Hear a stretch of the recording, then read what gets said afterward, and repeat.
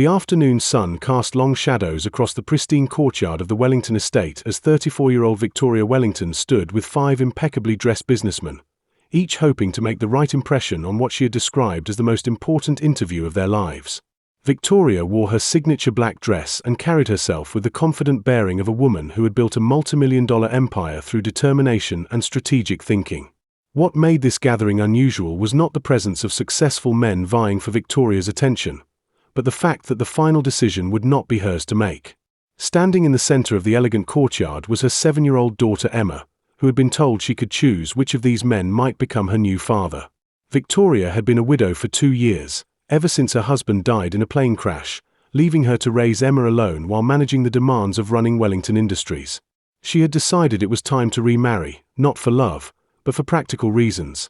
Emma needed a father figure, and Victoria needed a partner who could understand the responsibilities that came with significant wealth and social position. The 5 men she had selected were all accomplished in their own right. There was Jonathan Pierce, an investment banker, Marcus Reed, a successful attorney, David Chen, a tech entrepreneur, Alexander Stone, a real estate mogul, and Thomas Wright, a pharmaceutical executive.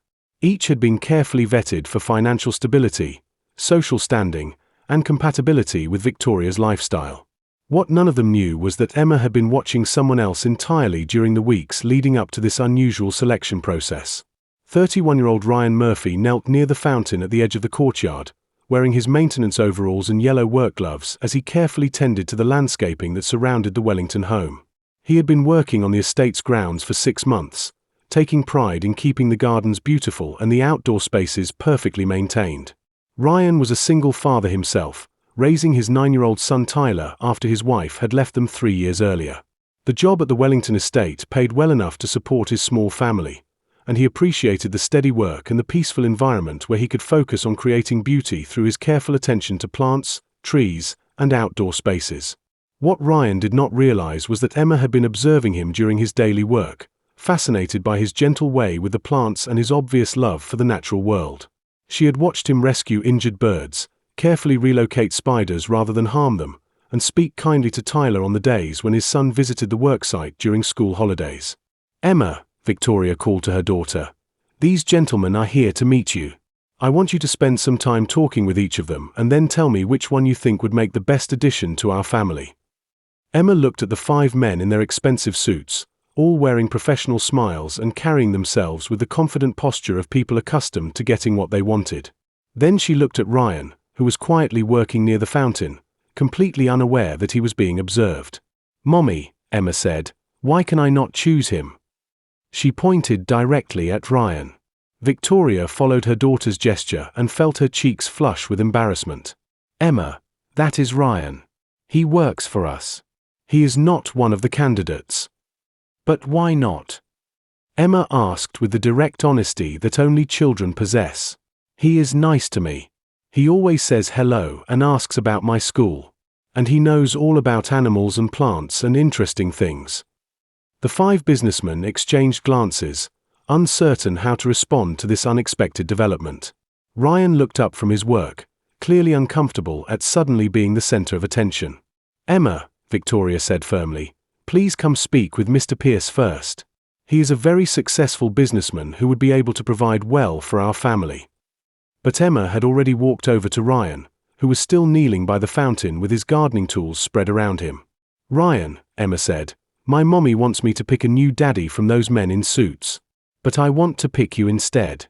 Would you like to be my daddy?" Ryan felt his heart constrict at Emma's innocent request. He looked at this sweet child who had always been kind to him, then at Victoria, who was clearly mortified by her daughter's public declaration. "Emma," Ryan said gently, "that is a very special thing to say, and it means a lot to me. But your mommy has some very important men here who would be much better choices for your family." "I do not care if they are important," Emma said stubbornly. "You are the one who taught me about butterflies and showed me how to plant seeds. You are the one who always has time to answer my questions. Those other men just want to talk to mommy about boring grown-up things." Victoria approached her daughter and Ryan, her professional composure beginning to crack as she realized the depth of the connection that had formed between them. "Emma, I understand that you like Ryan, but choosing a new father is a very serious decision that involves many considerations you are too young to understand." "Like what?" Emma asked, her 7-year-old logic cutting straight to the heart of the matter. Victoria found herself struggling to explain concepts like financial compatibility, social status, and strategic partnerships to a child who was evaluating potential fathers based on kindness, attention, and genuine interest in her world. Ryan stood up slowly, his work gloves still in his hands, and addressed Victoria directly. "Mrs. Wellington, I think Emma has been around enough adults lately to recognize the difference between people who see her as a person and people who see her as part of a business arrangement." Victoria felt stung by the gentle accuracy of Ryan's observation. "That is not fair. These men are all good people who would care for Emma properly." "I am sure they are," Ryan replied. "But caring for someone properly and loving them are not necessarily the same thing." Emma looked between her mother and Ryan, then walked back to where the 5 businessmen were standing and addressed them with startling directness. "Do any of you have children?" she asked. 3 of the men admitted they did not. One mentioned children from a previous marriage whom he saw occasionally. Only one, Marcus Reed, spoke warmly about his relationship with his teenage son. "Do you like to play games or read stories or teach kids about interesting things?" Emma continued. The men looked uncertain, clearly not having expected to be interviewed by a 7-year-old about their parenting philosophies and interests. Emma listened politely to their responses, then walked back to Ryan. "Ryan has a little boy named Tyler who is 9, she announced to the assembled group. "And Ryan knows how to build tree houses and catch fireflies and make pancakes that look like animals. He knows how to take care of things." Victoria felt her carefully constructed plan falling apart as she realized her daughter had been paying attention to qualities she had never thought to consider in her selection criteria. "Emma," Victoria said, "life is more complicated than pancakes and tree houses. A family needs financial security and stability." "We already have money, Mommy," Emma replied with devastating simplicity. "What we do not have is someone who laughs with us and teaches us things and makes us feel happy." Ryan looked at Victoria with an expression that combined sympathy for her position with gentle challenge to her assumptions. "Mrs. Wellington, I understand that you have legitimate concerns about my suitability as a partner. I am a working man with limited resources compared to your other candidates.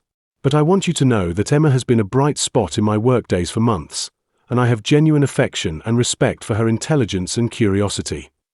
Victoria found herself really looking at Ryan for the first time, seeing past his work clothes to recognize the strength of character that her daughter had instinctively identified.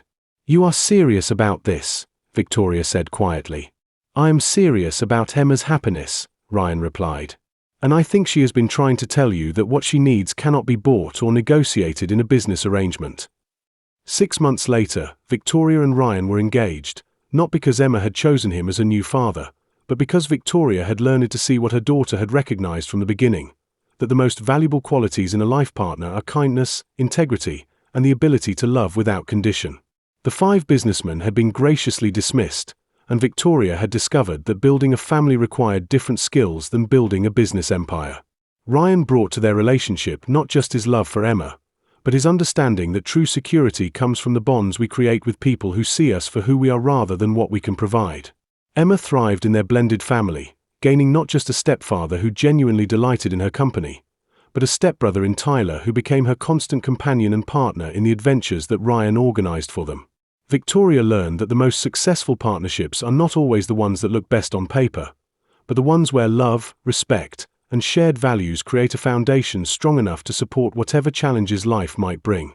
And Ryan discovered that sometimes the most unexpected opportunities come from simply being authentic, kind, and present in the moments when children are watching and learning what it means to be a good person in a complicated world.